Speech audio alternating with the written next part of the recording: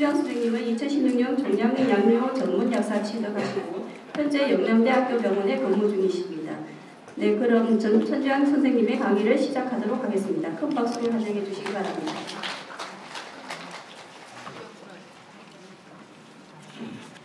안녕하세요. 방금 소개받은 영남대병원 약체부 손주영 약사입니다. 병원마다 처한 환경이 좀 다르고 전산이라든지 사용 약품이 다르기는 하지만 오늘 많은 처방 케이스를 보시면서 병원으로 돌아가셨을 때 임상에 실제 많이 활용하실 수 있으면 좋겠다는 생각에서 좀 슬라이드를 많이 준비했습니다. 제가 이 슬라이드를 준비하게 된 배경은 약대 학생 실습을 하게 되면서 제가 지금 명실약국에 홈메디 처방을 주로 하고 있는데 옆에 학생들한테 매번 나오는 케이스가 매주 매일이 다를 수 있어서 실제 여기 계시는 분들 중에서 저희 병원에서 실습을 내보셨던 약사분이라면 제가 그 처방 공부하는 그걸 실제로 보셨을 테고 또 그 다음 주에 오는 학생들 같은 경우는 또 다른 케이스가 생길 수 있기 때문에 그때마다 한 장씩 찍어주던 게 쌓이다 보니까 이런 자료들이 있고 원래 초에 그 종양 양료 강의 준비를 하면서 한 번쯤은 이 자료들을 정리해서 내가 어떤 관점에서 처방 준비를 하고 있었는지 같이 공유해 보면 좋겠다는 생각을 하게 되었습니다. 그래서 여러분들 실제 업무에 많은 도움이 됐으면 좋겠습니다. 제가 이번에 최근 1년 동안의 자료를 가지고 전부 슬라이드를 만들면서 이번에 처음으로 제가 어떤 근거를 가지고 처방 중재를 하고 있는지에 대해서 나름 분석을 해봤는데 이렇게 6가지 정도로 나눌 수 있었습니다.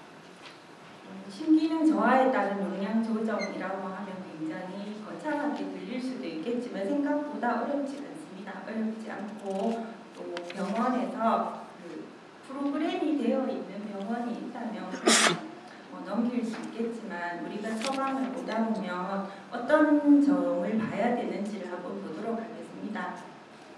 지금 이 환자 같은 경우는 저희가 이게 우리 병원 홈메디 처방전입니다. 보면 비유엔 크레아틴이 정상 범위를 많이 벗어나는 것을 볼 수 있습니다. 사실 비유엔 크레아틴인치가 절대적으로 신기능치를 다 대표하는 것은 아니지만 일단 비유엔이 20이 넘어서고 크레아틴이 1.2를 넘어서면 저는 이상하다고 생각하고 여기에서 신장으로 대사되는 약물이 있는지를 한 번쯤 스캔해 보게 됩니다. 그럼 그 많은 약물들 중에서 어떤 약물들이 신장으로 대사되는지 내가 어떻게 다 알 수 없습니다. 근데 신장내과 처방이나 KC 처방을 좀 눈여겨보신다면 평소에 그 신장으로 대사되는 약물들이 어떤 약물들이 어떻게 좀 감량을 해서 쓰는지를 볼 수 있는 눈이 트이게 될 거라고 생각합니다. 여기에서는 지금 오구멘틴이 문제가 되는데요. 오구멘틴 625 같은 경우는 아묵시실린이 들어있습니다. 아묵시실린 세팔로스포린은 대표적으로 신기능에 따라 감량을 문제가 되는 약제입니다. 그래서 EGFR, 교재에는 보면 그냥 GFR이라고 했는데 GFR을 사실은 확인할 방법이 없습니다. 그래서 병원에서는 대부분의 병원에서는 Estimate GFR를 사용하고 있는 것으로 알고 있습니다. 정확하게 클리어런스를 계산하는 경우는 24시간 유린을 모아서 하는 경우도 있지만 그거는 차팀이 될 때도 있고 안 될 때도 있어서 보면 비유엔 크레아틴인 검사하는 항목이 있는 날 중에서 EGFR 여기 원래는 커서가 있었습니다. 클릭을 하게 되면 이 사람의 EGFR, MDRB GFR이라는 것도 있고 이거를 약간 마디파이인데 CKD EPI라는 것도 있는데 어쨌건 이게 15 이하로 되면 투석을 하게 됩니다. 20이라면 보통 이게 신기능이 굉장히 떨어져 있다고 판단할 수 있고요. 신기능에 따른 아묵시실린의 감량을 보면 일단 크레아틴인 클리어런스 30 미만일 경우 감량을 하도록 되어 있습니다. 그럼 레인지가 왜 250에서 500이냐 이렇게 범위를 두고 있냐면 아묵시실린이나 세팔로스포린 같은 경우는 더블 도즈까지 가능하기 때문에 이렇게 용량 범위가 산정이 되어 있고요. 이 환자 같은 경우는 연락을 해서 그 오그멘틴 375 제형으로, 물론 글라블라닉 애시드 비율은 좀 다르지만 오그멘틴 375 제형으로 처방을 변경하였습니다. 마찬가지로 신기능에 영향을 받는 세파드롭실 사례를 보였는데, 아마 지금 오그멘틴이라든지 이런 두리세프 같은 약물들은 병원마다 대부분 지금 사용하고 있는 약물로 알고 있어서 되도록이면 많은 병원에서 사용하고 있는 약물이라고 생각되는 약물들로 제가 자료를 준비를 나름 한다고는 했는데, 그 성분명에 대한 게 설명이 많이 필요한 경우는 제가 따로 하도록 하겠습니다. 역시 이분도 보면 비유행 크레아티닌이 굉장히 높은 것을 알 수 있는데, 두리세프는 정상 신기능을 가진 사람의 쓰는 용량으로 처방이 되어 있습니다. 보면 지금 GFR이 거의 7이면 투석을 하는 환자입니다. 투석을 하는 환자의 경우 이 크레아티닌 클리어런스는 두리세프 인설트 페이퍼에 이렇게 되어 있습니다. 사실 약물마다 어느 정도 됐을 때 그 감량을 하는지를 일일이 다 외우지는 못합니다. 그런데 그 약물은 감량을 하더라라는 그 어느 정도의 지식을 갖고 있어야지 검수하는데, 시스템이 되어 있지 않으면 검수하는데 조금 필요하지 않을까 생각이 되고요. 이 환자 같은 경우는 여기 두리세프가 4캡슐 디바이스에서 1캡슐 QD로 감량되었습니다. 그 다음에는 유사계열 중복 처방 조절에 대해서 말씀드리도록 하겠습니다. 유사계열 중복 처방을 잘 해내기 위해서는 어떤 게 필요하냐면, 이런 어떤 약물이 있을 때 계열별 분류에 대한 게 머릿속에 조금은 정립이 되어 있어야 됩니다.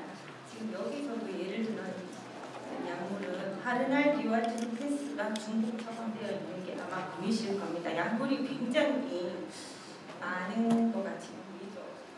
저희 병원에 이렇게 처방되는 게 조금 흔한 편이긴 한데, 제가 그 약대 학생 실습을 할 때 옆에서 그 학생 오는 첫날 제일 먼저 하는 교육이 뭐냐면, 이런 약물의 계열별 분류에 대해서 머릿속에 어떤 회로를 만드는 걸 트레이닝시키는 것을 계속 연습을 시킵니다. 그때 계열별 분류를 할 때 가장 좋은 예로 사용할 수 있는 게 이 양성 전립선 비대증 BPH에 사용하는 약물들을 약물 계열별로 나누고, 왜냐하면 질환 자체가 비교적 간단하고 쓰이는 약물군이 5알파 리덕테이스 이니비터하고 알파1 블로커 두 개가 주종을 이루기 때문에 학생들에게 그거를 암기시키고 그렇게 각각의 친구들끼리는 병용하지 않는다는 걸 가르쳐주기 굉장히 좋은 베이스가 되는 질환이라고 생각해서, 제가 이제 이 알파1 블로커는 이렇게 알파1A 리셉터에 주로 작용하는 것에는 탐슐로신, 실로도신, 알비도신 있고, 알파1D 리셉터에 작용하는 것은 납도비딜이다. 이게 무슨 말이냐면, 우리 전립선 쪽에는 예전에는 아마 하르나를 제일 많이 썼을 겁니다. 탐슐로신. 근데 알파1A 리셉터가 보통은 75% 이상으로 도미넌트 하기 때문에 그 탐슐로신이나 실로도신 이런 좀 약물들을 쓰면 약효가 좋아야 된단 말이에요. 근데 반응을 하지 않는 BPH 환자들이 있더라. 그래서 나온 게 이 1D 리셉터에 작용하는 납도비딜입니다. 납도비딜은 지금 병원에 플리바스라는 상품명으로 사용하고 계시는 병원도 있고 안 들어가는 병원도 있을 수 있을 것 같습니다. 보통은 이 약물들 중에 한 가지를 선택을 하고 5알파 리덕테이스 이니비터 중에 그 두타스테라이드나 피나스테라이드 그렇게 조합을 해서 사용하게 됩니다. 지금 이 처방에서 또 한 가지 문제는 뭐냐면, 이분도 역시 신장 기능 문제입니다. 그러면 탐슐로신과 실로도신의 가장 큰 차이점은 뭐냐면, 이건 하르날디고 이건 트로피스거든요. 보면 실로도신은 크레아티닌 클리어런스 30 미만에서는 사용할 수 없는 약물입니다. 이 환자 같은 경우는 지금 보면 여기 S라고 되어 있는 거는 저희 병원의 응급 처방이라는 뜻입니다. 그 하르날디를 먹고 있는 중에 지금 트루페스가 처방이 된 게 보이시죠? 뒤에 보면 홈메디까지 쭉 한 일주일 이상 같이 들어갔죠. 같이 들어갔는데 문제는 이분은 트루패스를 써서는 안 되는 환자였습니다. 신장 기능이 너무 떨어져 있었기 때문에 다행히 그래도 홈메디 받아갈 때는 안 받아가시게 됐고요. 이런 거는 사실 제 개인적인 생각으로는 병원의 시스템적으로 조금 해결이 됐으면 좋겠다는 생각을 합니다.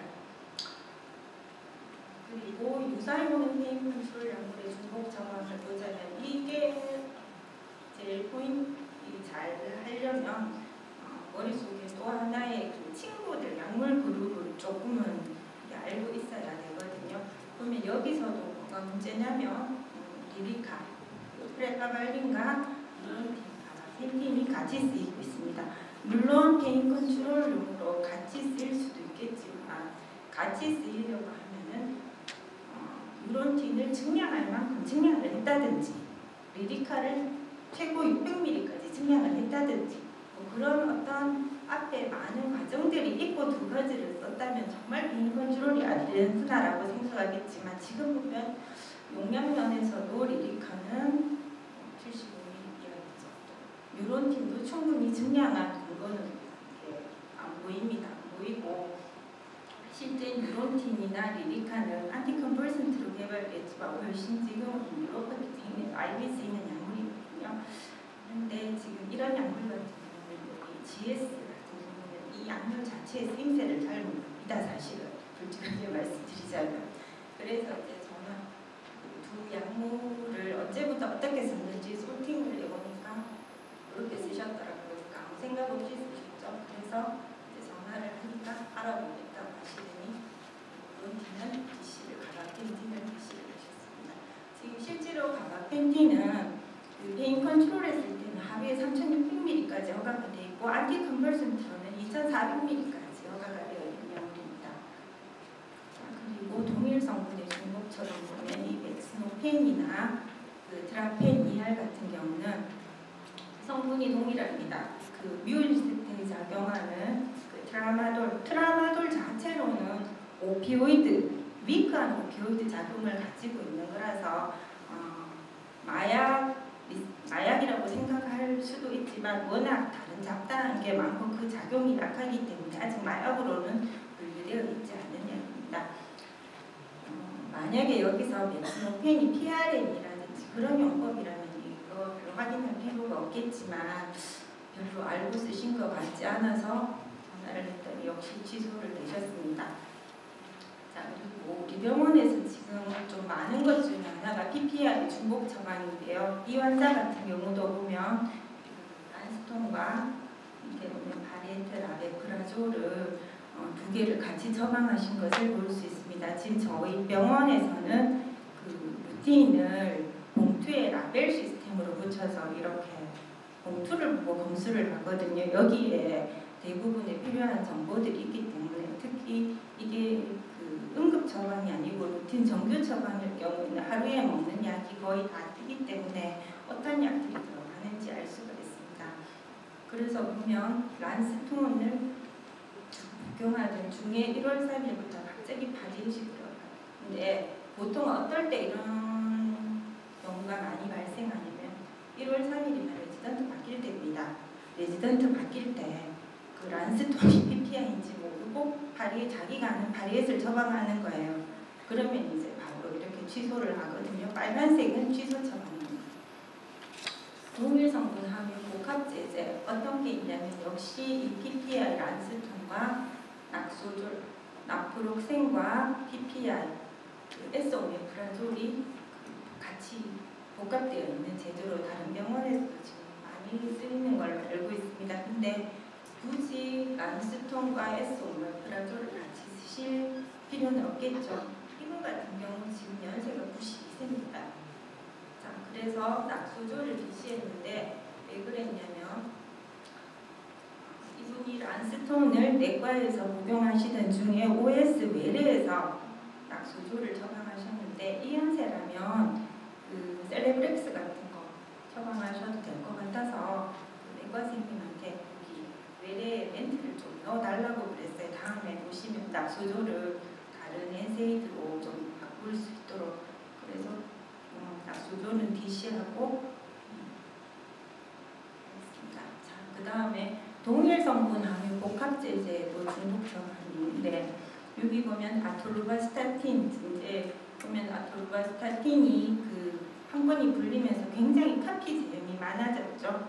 그러면서 이제 아토루바스타틴이 들어와 있고 또 병원에 카드일스 있습니다. 카드일스는 암로디핀하고 아토루바스타틴이 믹스된 제형인데 이분이 어느 게 먼저 시작됐는지는 모르겠지만 아토루바스타틴을 추가했다고 하면 카드엘 5A20으로 바꾸면 될 것이고 아니면 한 가지 약물로 가는 게 좋을 것 같아서 한번 봤습니다. 봤는데 결국은 여기 카드엘 5A20으로 추가를 전환을 하셨고요. 한 가지 되도록이면 아무리 생통성을 입증했다 손치더라도 한 가지 약물로 가는 게 맞을 것 같고 그리고 또 한 가지 확인해야 될 거는 아토루바스타틴을 알고 추가했는지 아니면 카드엘 5A20이 먼저인지 이것도 확인을 해야 되거든요.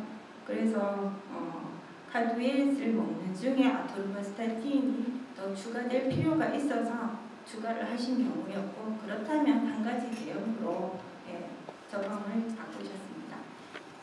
자, 지금부터는 그 보통 고혈압이나 이런 흔히 그냥 고혈압이라고만 생각하는데 하트 쪽에 문제가 있어도 들어가고 특히 약사들이 ACE 이니비터 이런 것을 혈압이 높다고만 복약지도 하는 것에 대해서 의사들이 굉장히 좀 반감을 많이 가지고 있거든요. 어쨌거나 캘슘 채널 블로커와 ARB 이 긴 처방 중에서 스캔을 빨리빨리 해서 캘슘 채널 블로커하고 ARB가 있는지 빨리 찾아봐야 됩니다. 보면서 보면 코니엘, 베니디핀하고 아모살탄, 암로디핀하고 아모살탄 제형입니다. 지금 코니엘이 쭉 들어가고 있는 중에 아모살탄으로 약을 바꿨죠. 뭔가 BP가 조절 안 되고 있어서 그래도 ARB까지 들어있는 제형을 추가하신 것 같았는데 코니엘이 CCB로 들어가 있는 것을 인지를 못하고 있었던 것 같습니다. 그래서 일단 이걸 취소를 하고 아모살탄으로 변경했고요. 여기에도 보면 역시 CCB와 ARB가 같이 복합이 되어 있습니다. 보시면 올메살탄과 아모살탄, 살탄, ARB가 중복 처방되면서 올메살탄을 취소하셨습니다. ARB와 디아자이드류 복합제제 보면은 발살탄과 호자 플러스 지금 발살탄을 DC를 하셨죠.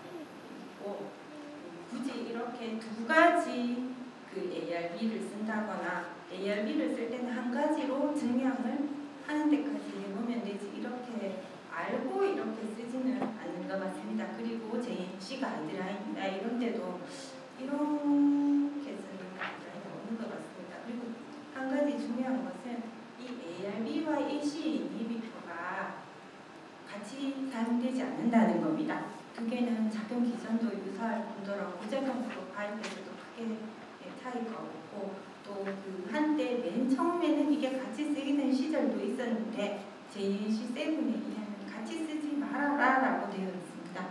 그래서 약물을 보면 역시나 아세틸, 페린도프린이죠. 병원에서 많이 쓰시는 걸로 알고 있습니다. 여기 세비카는 암로디핀하고 올메살탄, ARB가 있고 ACE 이니비터 굳이 두 가지를 같이 쓰실 필요 없겠죠.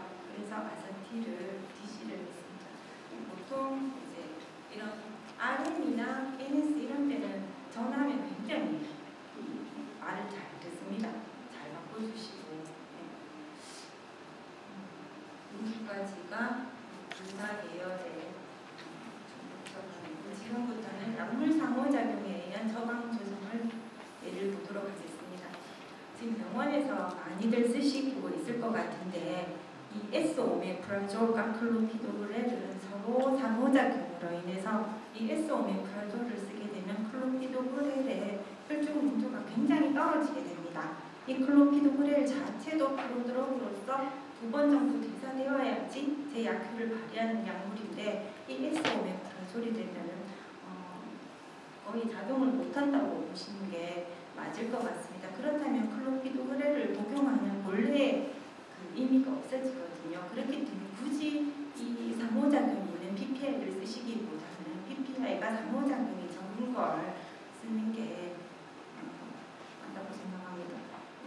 플라빅스하고 엑시움 성분이 S-오메프라졸이죠. 오메프라졸에서 S-에나티오모만 추출해서 엑시움으로 나누는데 이 두 개를 이렇게 처방하시면 이거는 제가 간호사한테 설명을 안 합니다. 왜냐하면 문자를 보내는 이유가 이제 의사가 전화를 다행히 받으면 전화를 하지만 간호사한테 이걸 설명을 하면 보통 2가지 정도 반응을 써요.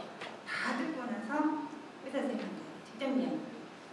2번째는 다 듣고 나서 옆에 있는 의사한테 처방 잘못 났다는데 정말 그 얘기하는 사람이 이게 전달하는 데 있어서 전혀 원하지 않는 방향으로 이렇게 되고 또 시간도 없는데 그렇게 하기보다는 이렇게 해서 이제는 아예 이런 처방 나오면 제가 이게 옛날 거 불러서 그냥 벽자 떠서 병동하고 이름만 바꿔서 직접 의사한테 이렇게 보내거든요. 그러면 이제 플라빅스 처방이 되어 있는데 몰라 적어놓고 일라브라졸이 사이토크론 3A4로 배사되기 때문에 클로피도그렐하고 전혀 상호작용이 없습니다. 올텍이라고 병원마다 이게 계열이 다르기 때문에 작용하는 게 다르기 때문에 아마 들어있지 싶은데 그러면 이렇게 이제 엑시움을 DC를 하시고 올텍을 처방을 하시는 경우가 있습니다. 그리고 암로디핀과 슈도에페드린은 이거 뭐 콧물 감기약 정도 어때 이렇게 생각할 수도 있겠지만 사실은 짧은 기간이면 상관없겠지만 긴 기간, 장기간으로 먹게 될 경우에는 굳이 BP 조절 안 되는데 점진적으로 작용하는 혈관 수축제를 장기간 먹을 필요는 없다고 생각하거든요. 이 환자 경우는 슈다페드, 슈도에페드린과 노바스카 암로디핀이 처방이 되는데 암로디핀의 맥시멈 도즈가 10ml입니다. 그러면 이분은 지금 분명히 BP 조절이 잘 안 되는 환자인데 슈다페드가 꼭 들어가야 될 상황인지 며칠째 검사하면서 생각하다가 연락을 해봤습니다. 그러면 슈다페드가 지금 며칠째 계속 들어가고 있죠. 그래서 전화를 해서 BP 조절이 잘 안 되는 것 같은데 또 계속 먹어야 되는 건지 알고 리피트 하시는 건지 모르고 리피트 하시는 건지 물어봅니다. 그러면 그 다음날부터 처방을 안 내셨거든요. 지금 저희 병원에는 보면 약물 성분 코드별로 해서 3가지를 노바스크, 알베그라, 슈다피드 3가지를 찍어서 소팅을 하면 이렇게 이 내용만 뜨기 때문에 2월 22일부터는 슈다피드가 뜨지 않는 것을 보면 DC 그다음부터 처방을 중단했다는 것을 알 수 있습니다. 그 다음에 역시 유사한 건데 여기 보면은 노바스크 5ml를 드시고 알레그라 D를 드십니다. 알레그라 D는 텍소페나딘하고 슈도에페드린이 역시 복합되어 있는 제제죠. 그러면 이 환자 같으면 지금 이제 콧물이 있어서 알레그라 D를 먹고 있습니다. 쭉 먹고 있는데 BP가 높은 게 인지가 됐나 봐요. 그런 노바스크가 들어가면 굳이 콧물이 상태가 좋아졌다면 지금 약을 처음 먹는 상황이라면 더군다나 BP가 조절됐는지 안 되는지에 더 주안점을 맞춰야지 콧물 말리는데 포커스를 맞출 때는 아니라는 게 제 생각입니다. 그래서 알레그라 DC 하셨고요. 그리고 지금 병원마다 파킨슨이즘 환자들에 보면 이 파킨슨이즘 약물의 기본은 뭐냐면 서서히 빌드에 간다는 겁니다. 도파미너직 아고니스트는 사용할 수 있는 기간이 5년 정도, 5년 정도를 백시로 보고 그 뒤에는 약효가 떨어질 걸 대비해서 되도록이면 아껴서 조금씩 그리고 서서히 증량해 갈 수밖에 없다는 그거를 가지고 시작해야지 유지 용량이 어떻게 되는지를 알 수가 있습니다. 여기서 보면 이분이 마도파가 이제 스타트 0.5T BID면 그렇게 뭐 이제 처음 스타트한 환자로 볼 수 있는데 마도파는 그 L도파하고 L도파가 말초에서 그 도파민으로 변환되는 것을 막아주는 L도파 카비도파가 복합되어 있는 제형입니다. 그러면 적어도 이 마도파가 들어가는 환자라면 그 환자가 파킨슨이즘이든 아니면 그 도파미너직 아고니스트가 필요한 다른 질환이든 어떤 경우를 불문하고 이런 센트럴에 작용하는 콜리너직 에이전트는 들어가서는 안 됩니다. 그 하이네콜은 성분이 베사콜린으로 센트럴까지 작용하는 콜리너직스거든요. 하이네콜은 지금 제일 많이 쓰는 게 어떨 때냐면 그 수술 후에 소변을 보기 힘들 때라든지 그러니까 소변을 좀 원활하게 할 목적으로 쓰는 콜리너직 에이전트인데 사실은 이 용량도 25ml TID가 적은 용량은 아닙니다. 제가 맨 처음 병원에 입사했을 때 이 베타네콜 클로라이드가 5ml짜리가 있었거든요. 환자 상태에 따라서 5ml, 10ml, 15ml 이렇게 쭉 있었는데 어느 날부터인가 이 하이네콜이 25ml 제품이 생산이 돼서 들어오더라고요. 근데 지금 이 환자 같은 경우는 마도파를 쓰면서 굳이 이 하이네콜을 쓰실 건 아니어서 전화를 드렸고 보면 하이네콜을 다 DC를 했습니다. DC를 했고 보면 마도파 같은 경우에 처음에 0.5타 BID로 쓰다가 지금 시간이 지나면서는 그 서서히 증량해 가거든요. 증량해 가고 아마 약물이 제가 마도파만 세팅해서 그런데 아마 더 계속해서 추가될 것입니다. 그 다음 환자 역시 비슷한 케이스인데 시네멧하고 이제 아까는 그 엘도파와 그 카비도파고 엘도파와 벤세라자이드 역시 그 말초에서 도파민으로 전환되는 것을 억제하는 게 같이 들어있는 약이죠. 역시 이 약이 처방될 때는 베타네콜 클로라이드는 같이 처방돼서는 곤란합니다. 약이 내가 소변 보기 편하게 해주려고 하면 방광에만 작용하는 거 아니잖아요.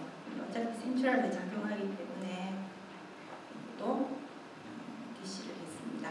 이거 외에도 보면은 결핵 환자한테 카바마제틴을 투여하는 경우 전화를 해보니까 왜 이거 쓰세요 했더니 퍼리퍼럴 페인 때문에 뉴로파티 페인 때문에 쓴다고 하셨는데 그러면 그 TB 들어가 상호작용이 없는 뉴로틴 이제 그때 아마 그 스님은 뉴로틴을 그런 용도로 쓰는 걸 잘 모르셨나 봐요.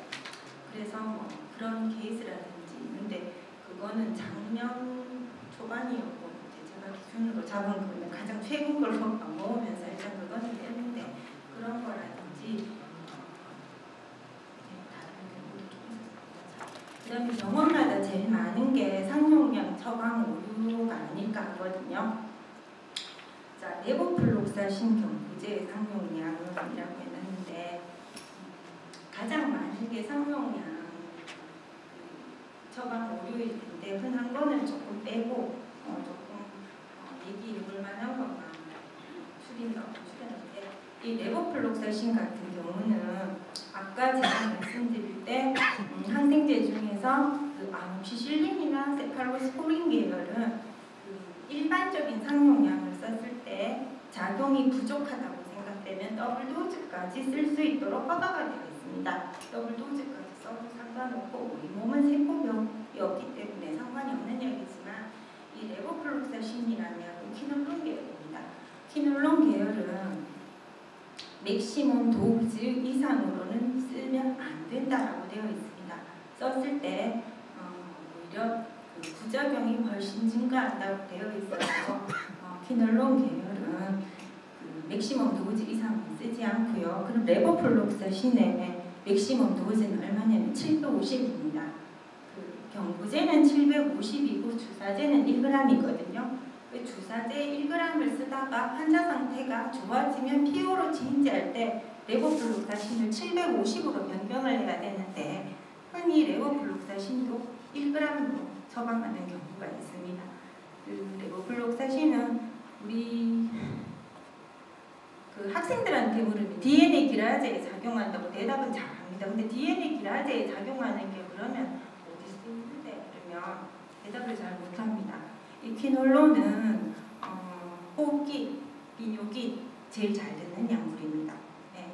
DNA 기라제나 우리한테 필요한 것은 50S 리보좀에 작용하고 이런 것보다는 실제 임상에서 어디에서 쓰이는지가 더 중요할 것 같습니다.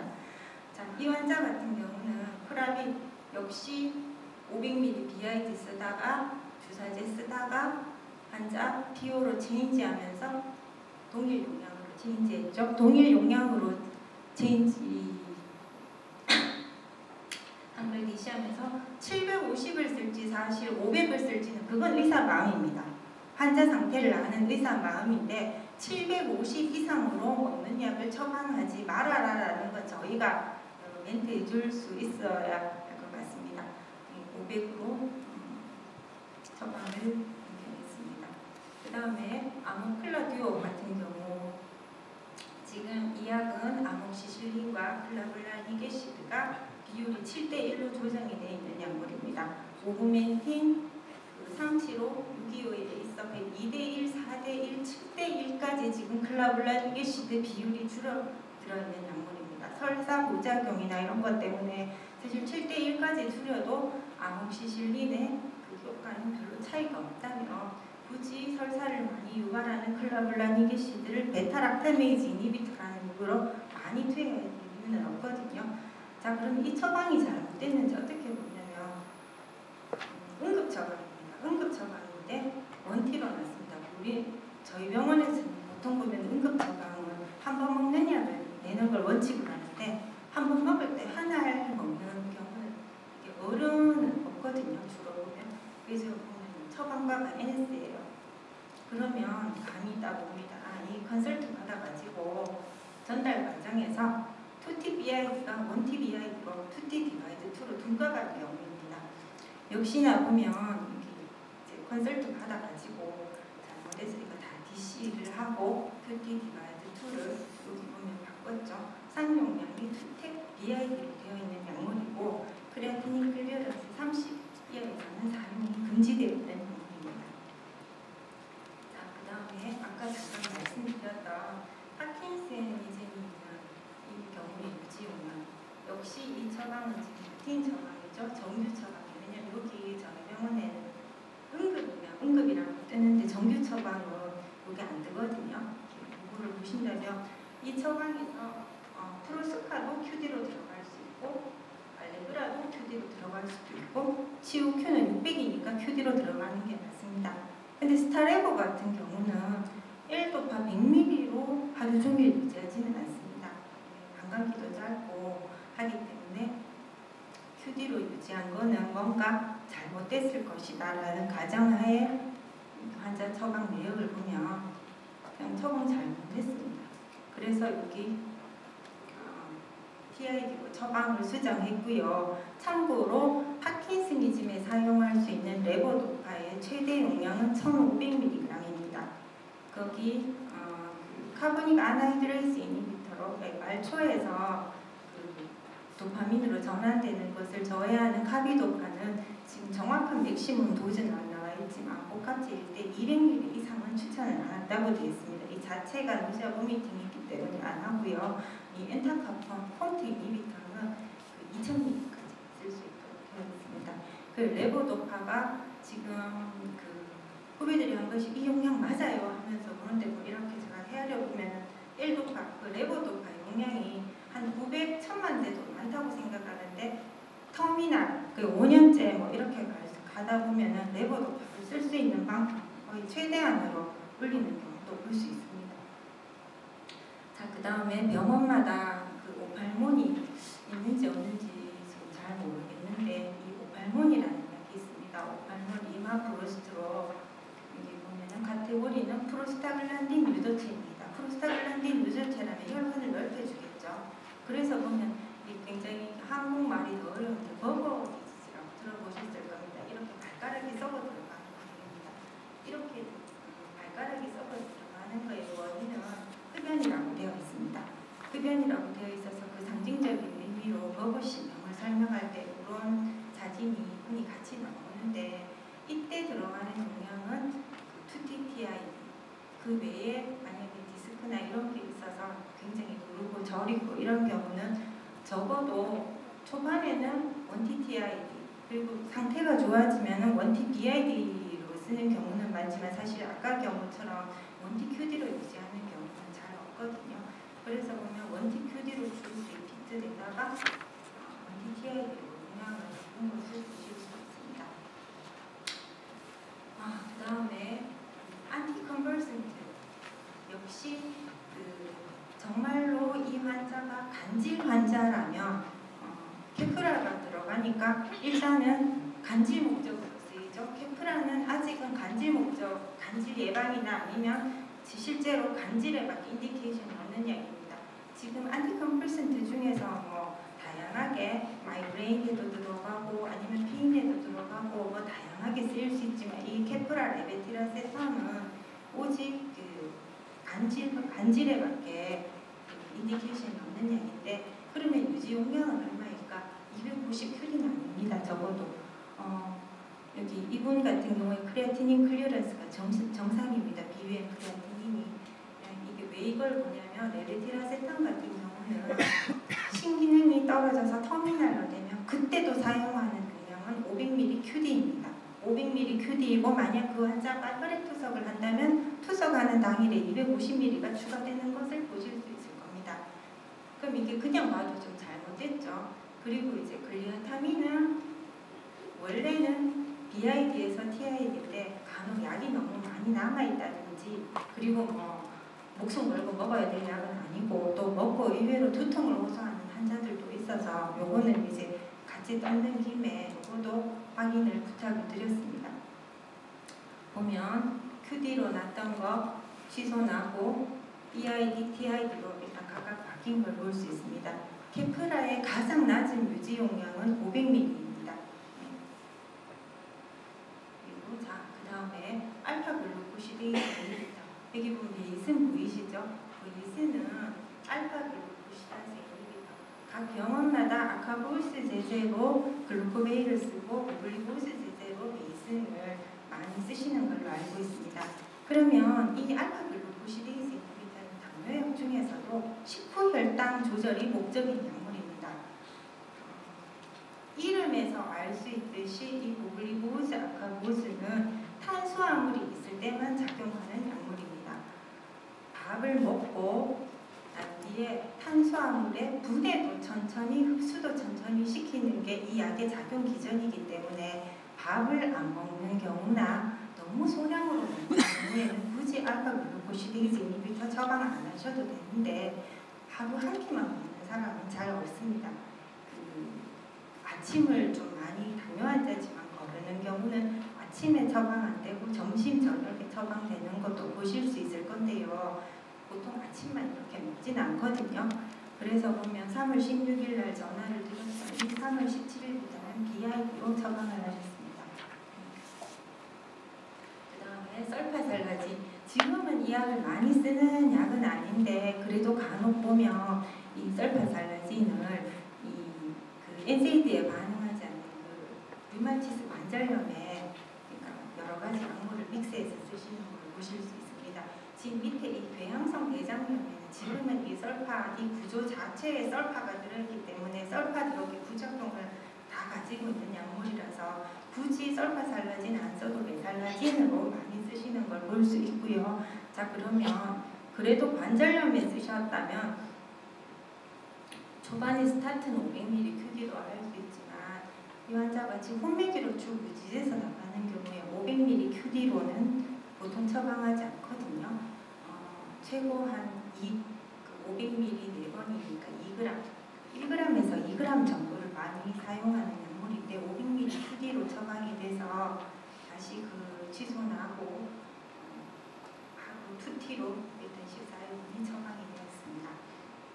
자, 그 다음에 베타히스틴이라고 해서 병원에 아마 이게 이제 뭐 메니엘 디지즈의 특효약은 아닙니다. 왜냐하면 이 메니엘 디지즈라는 것 자체가 질환이 너무 어렵고 그리고 FDA에서는 여기에 뭐다라고 허가된 약도 없는 걸로 알고 있습니다. 그리고 이 메네스라는 약 자체도 효과 있는 사람한테만 효과 있고 또 없는 사람은 효과가 없기 때문에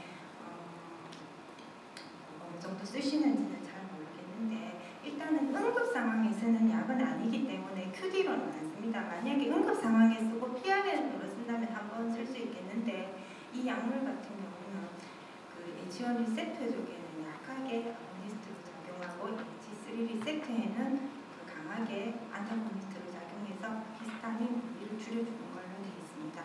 그 유일한 치료약이라고 하는데 일단 유지 용량은 그 예전 같으면 베타히스틴 베질레이트였고요. 그 메네스X라는 이름으로 바뀌면서 염이 조금 변경되면서 용량도 16mm로 바뀌었더라고요. 어쨌건 이거를 사용할 때 입지 용량이나 초반 스타트는 3회로 시작해서 필요하면 감량해 나가는 순서입니다. 이 환자 같은 경우도 QD로 처방되다가 TID로 처방이 바뀌었다가 그 다음에 제가 솔팅한 시점에서는 외래에서는 BID로 조정된 걸 보실 수 있습니다. 만약에 미니엘 디지즈에서 구토를 한다든지 어떤 응급 상황에서 써야 될 경우는 차라리 PRN으로 안티히스타민 종류가 처방되는 걸 보실 수 있을 건데 NS 같은 경우는 어떤 부지용량이 있다는 거죠. 그 다음에 병원마다 많이 지금 쓰시는 그 프라닥사입니다. 다비가트라. 다비가트라는 지금 보면 QD로 나왔어요. 역시 루틴 처방인데 지금은 다 용량이 맞는 것 같은데 프라닥사가 딱 맞았습니다. 110ml 연세가 많아서 110ml를 쓰신 것 같은데 연세가 많더라도 150ml BID를 안 쓰고 110ml BID를 쓰지 110ml QD를 쓰는 경우는 잘 없습니다. 그래서 신기능이 어떤지 봤더니 60입니다. EGFR 60이면 감량 조건이 아니거든요. 그래서 간단하게 살펴보자면 다비가트라는 굉장히 이 인디케이션이 너무 길게 돼 있을 때 다 줄이고 요거 하나는 좀 기억해 두시면 좋겠습니다. 지금 나와 있는 노악, 그러니까 뉴 오랄 안티코아귤런트라는 그 약물들이 대부분의 약물들이 그 팩터 XA를 이니비션 하는 쪽 약물이 지금 그 아픽사반, 리바록사반, 에록사반 있죠. 근데 다비가트라는 스롬빈을 이니비션해서 작용 기전은 조금 다르지만 노악으로 분류되어 있고요. 이 노악 자체들은 전부 판막하고 상관없는 심장 질환에 쓰이는 약물입니다.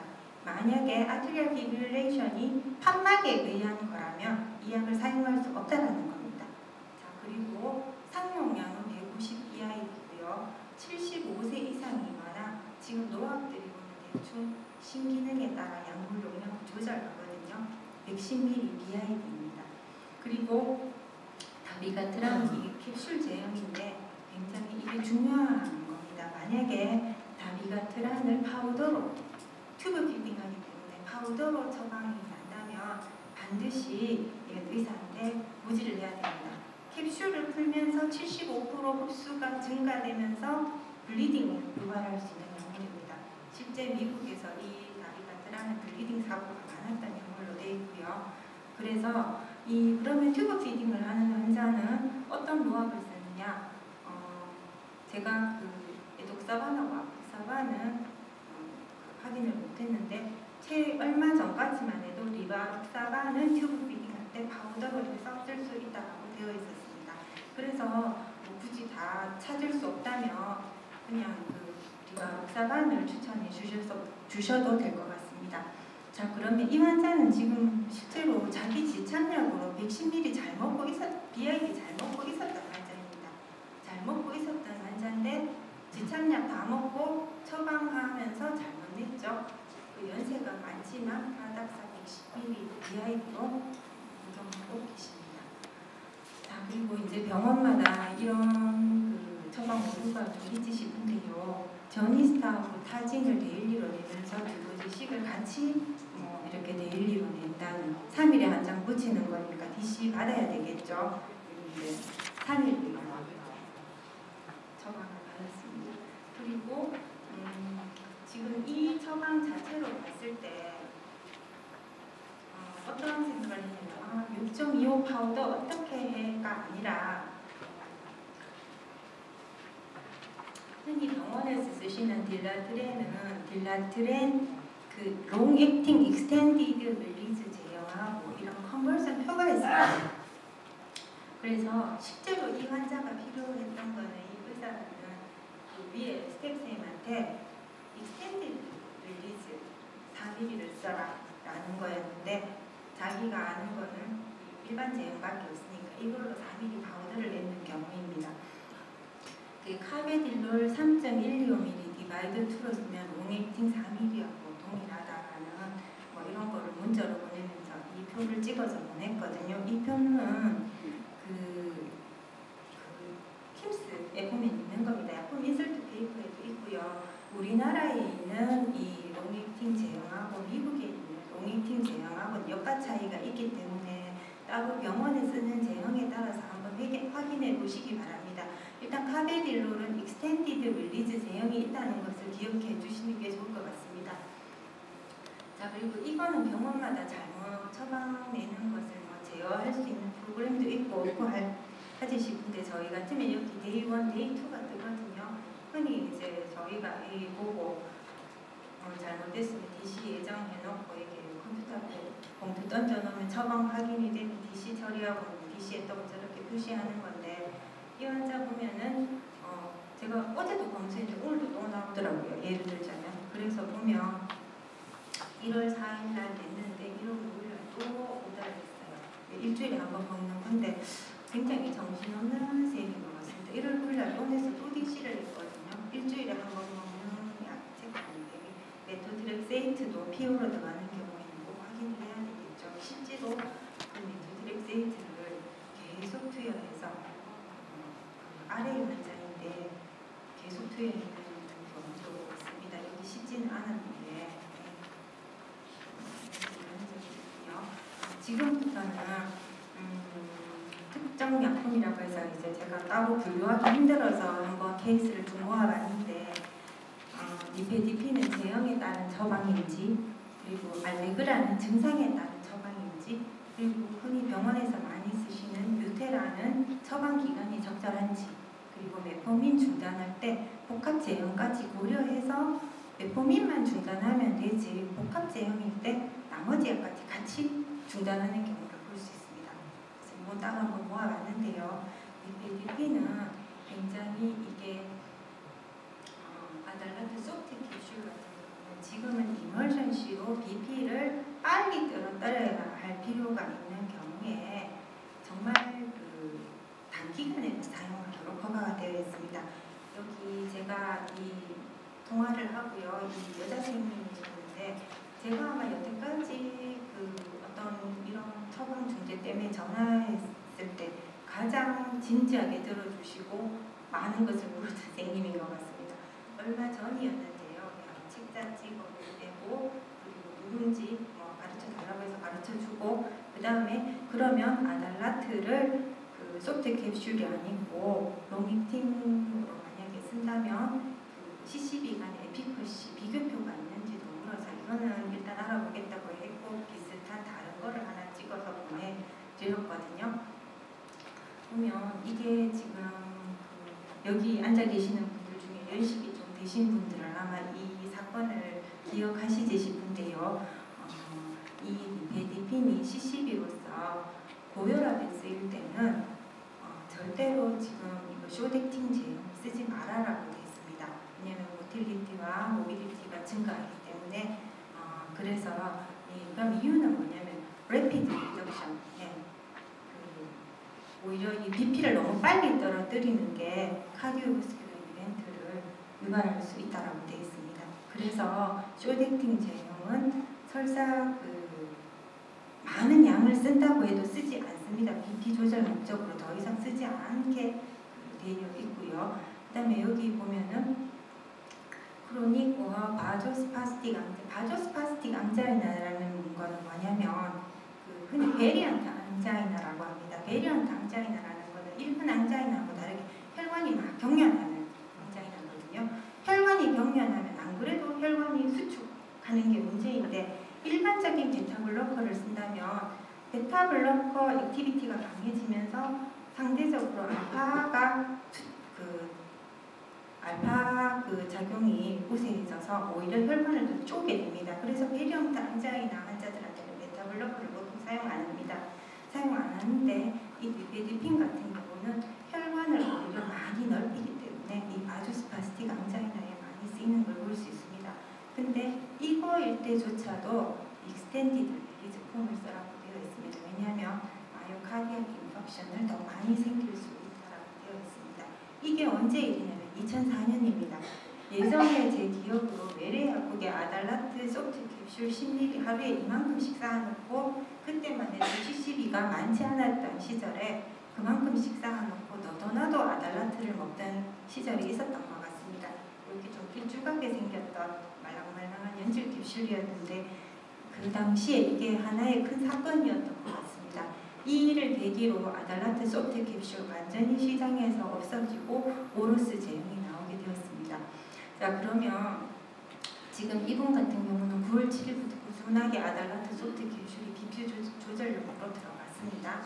들어갔는데 마스크로 바꾸셨죠? 네, 마스크로 보통 제일 많이, 왜냐면 암노디핀이 감감기가 길기 때문에 암노디핀을 써주는 게 그냥 가장 그 레커멘드하기 좋은 게 암노디핀입니다. 다른 CCB로.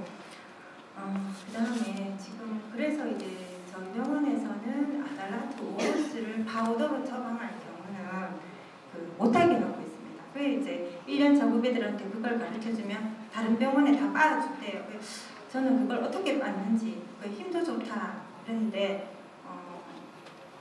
그 되도록이면 좀 이 자료를 첨부하셔서 그 힘든 일은 안 하셔도 될 것 같습니다. 이 보면 제가 옛날에 어느 책인지 지금 잘 기억은 안 나는데 암노디핀이 제일 추천하기 좋다라고 실제 교과서 책에 되어 있었고요. 또 입원한 기간 중이니까 다른 계열 약물을 더 추가해도 된다고 생각합니다. 그리고 이거 같은 경우는 아달라트 오로스는 제형상 파우더로 만들기도 힘들지만 파우더로 역시 만들면 뭐가 문제냐면 숏액팅이죠. 파우더라는 것 자체가 롱액팅의 성격은 모두 배제가 되는 겁니다.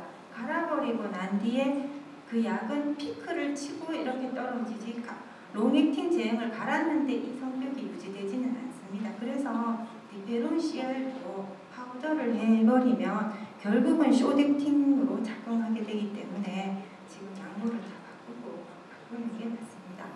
그래서 보면 디페디핀 오로스를 파우더로 하라고 했는 처방 역시 노바스크로 바꿨습니다. 어떤 약물을 근데 레커멘드 해주실 때 절대로 상품명으로는 안 하시는 게 좋을 것 같습니다. 저희는 굳이 어떤 상품명하고 연계된 사람들이 아니기 때문에 항상 성분명으로 레커멘드 해주시기 바랍니다. 자, 그리고 흔히 지금 잘못 처방되는 것 중에 하나가 저희 병원에서는 유독 알레그라와 알레그라 D가 많은 것 같습니다. 알레그라 D를 콧물에 물론 이제 한 번만 PRN으로 먹을 수도 있겠지만 여기 보면 여기 뜨는 병명이 다 정확한 건 아니지만 한 번씩 맞는 경우가 있거든요. 그 알레그라 D가 QD로 나면은 전 미심쩍어서 한번 히스토리를 한번 봅니다. 굉장히 콧물감이 오래 앓은 것 같죠. 처방 잘 못 내는 겁니다. 사실 이 알레그라 D에는 텍소페나딘 60mg하고 슈도에피드린이 들어있기 때문에 알레그라 D 텍소페나딘 자체 용량으로는 소화 용량밖에 안 됩니다. 소화 용량밖에 안 되고 굳이 슈도에피드린을 계속 이렇게 먹을 이유도 없고 알레그라 120을 처방한다는 게 알레그라 D QD로 처방한 경우입니다. 그 알레그라 120은 코에 쓰고요. 알레그라 180은 피부에 씁니다. 피부에 쓰는 게 더 고용량을 쓴다고 생각하시면 이해하기 쉬울 것 같고요. 소화 같은 경우는 나이에 12세 미만인가? 전부 60ml입니다. 60ml를 QD로 써도 되고 30ml EID로 쓰셔도 상관없다고 되어 있습니다. 자, 그 다음에 이 환자 같은 경우는 알레그라 D가 10일이나 처방이 났죠. 콧물 감기약을 이렇게 오래 먹나 싶기도 하고 보니까 비유행 크레아틴이 이만큼 높은 사람입니다.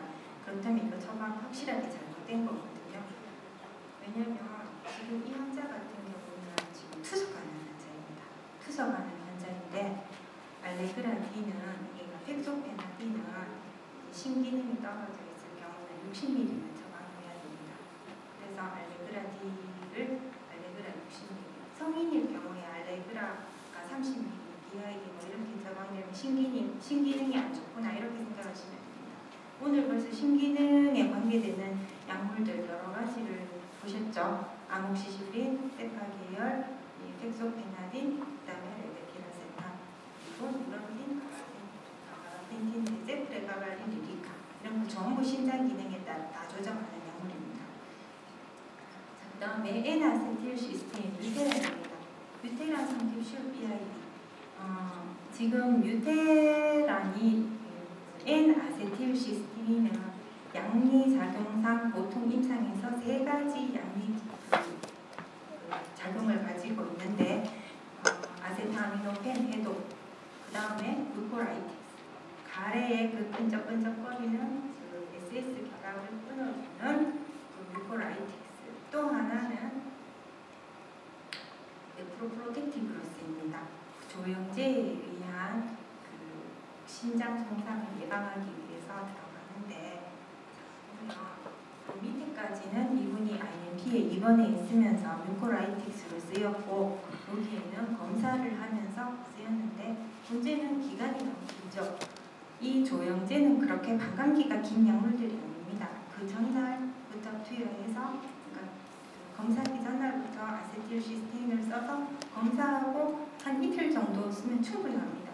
그래서 길어봤자 3, 4일인데 이때 시작될까 저는 이 아세틸시스테인이 이렇게 들어가는 환자는 보통 며칠 때 들어가는지 한 번씩 보거든요. 그냥 1월 1일 지나고 휴일 지나고 왔는데도 또 들어가길래 봤더니 계속 들어가고 있어서 취소를 했는 경우입니다. 지금 아세틸시스테인은 보통 보면 이렇게 이제 체스트 CT나 플라스트몬 가지고 이렇게 뮤코스텐 주사하고 비교하고 같이 보통 이렇게 많이 들어갑니다. 이거를 그냥 놔두면 어떻게 되냐면 이런 일이 벌어집니다. 홈메디까지 리피트됩니다. 그래서 이거 취소했는 거 저희 병원은 종종 있습니다. 그래서 취소를 했고요.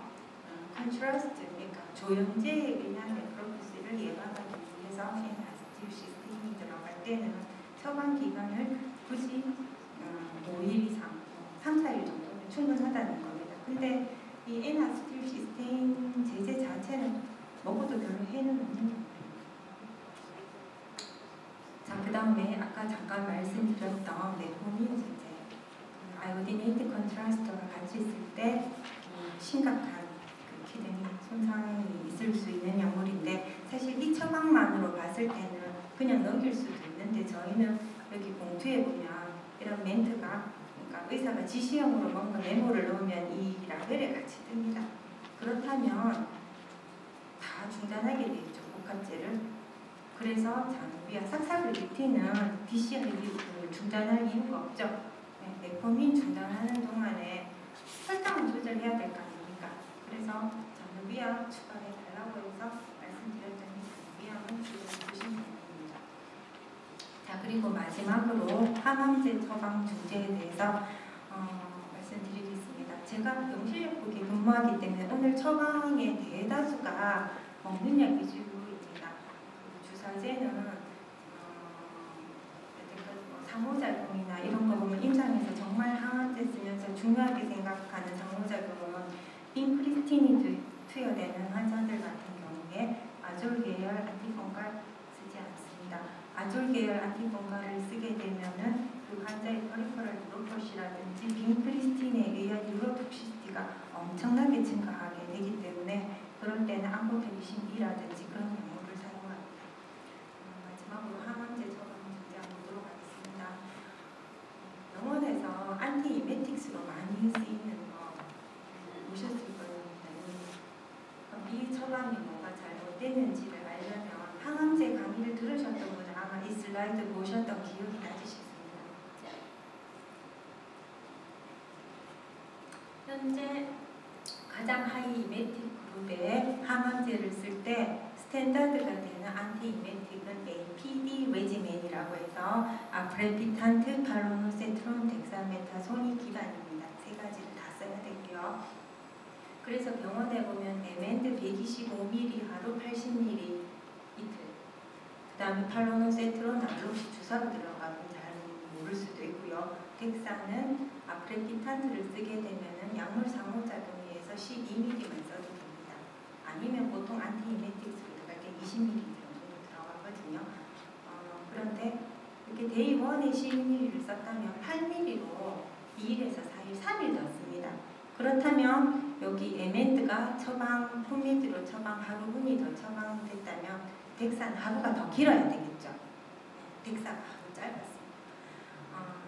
그게 그게 문제였고 지금 올해 NCCN 가이드라인에 보면 하이 이메틱 항암제, 그러니까 특히 시스플라틴 베이스를 쓸 때는 4드럭 레지멘이라고 해서 올란자핀 10ml를 데이 1에서 4까지 추가할 수 있는 레지멘이 정식으로 등재가 되어 있습니다. 이건 참고하시기 바랍니다. 만약에 그 항암 치료하는 환자한테 올란자핀이 자꾸 추가된다면 이 환자 뭐 불안한가 뭐 이런 것보다는 안티이메틱스구나, 안티이메틱스로 쓰였을 수도 있구나라고 한번 생각해 보시기 바랍니다.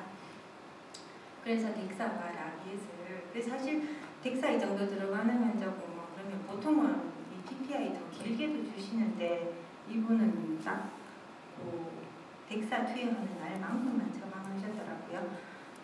그 다음에 또 흔히 볼 수 있는 TS1 처방 모델입니다. 자, 4캡슐 BID. 이거는 딱 보면 계산 잘못했는 겁니다. 왜냐면 이 TS1은 어떻게 쓰는지 보면 블라블라블라 나오는데 BSA에 곱하는 게 아니고 BSA 레벨별로 약물 용량이 정해져 있는 약물입니다. 그래서 쭉 보면 요거 기억하시면 됩니다. 40ml BID에서 75ml BID가 맥시입니다. 아무리 많이 써도 75ml BID가 맥시인데 아까 그 환자 100ml BID 나왔습니다.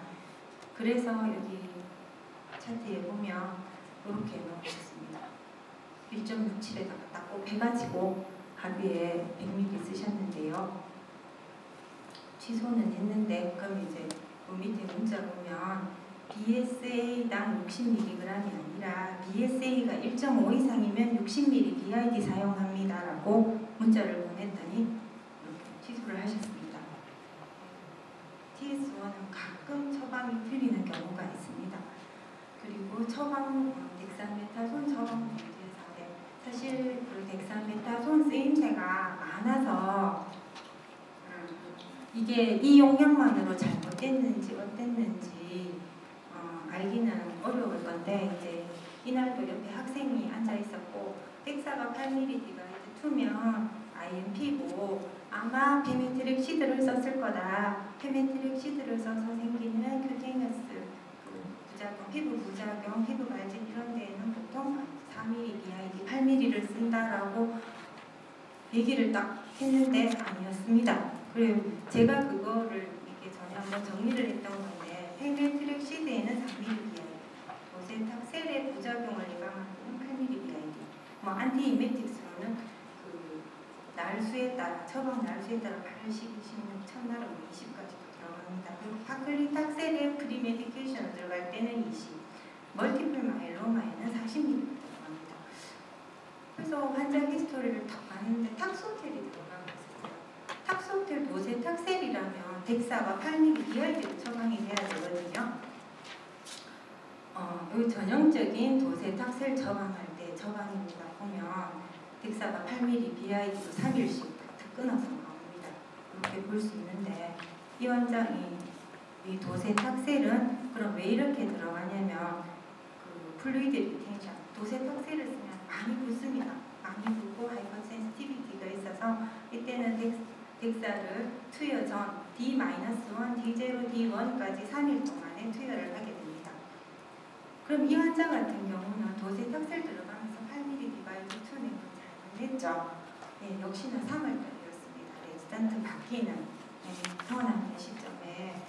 그래서 이때 좀 급격한 게 이제 3월 1일날 이때도 잘못 들어갔고 3월 22일에도 스테로이드가 잘못 들어갔는데 의사가 보면은 이게 이제 주사로 들어가던 거를 피우로 바꿨다고도 간호사가 이거 맞냐고 전화왔는데 그 스테로이드 덱사메프로지니솔론 같은 거는 바이오벨리빌리티가 거의 같다고 보시면 됩니다. 피부하고 주사하고 거의 같다고 보셔도 무방하기 때문에 자유롭게 왔다 갔다 하면서 처방하는 걸 보실 수 있습니다. 그래서 이거 처방 수정을 했습니다. 저는 당연히 페메트렉시드일 거야 하고 이제 넘기려다가 그럼 확인 한번 해보자 하고 했는데 발견한 케이스였습니다.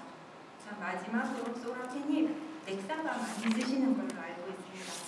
덱사바가 원투 BID로 물론 감량을 해서 이 약물 부작용 때문에 이렇게 처방을 했을 수도 있지만 확인을 해봐야 되는 경우입니다. 왜냐하면 이 소라페닙은 이 약 자체가 혹이 제가 유인물에 빨리 치다가 베제프를 부지가 있는데 고쳐주시기 바랍니다.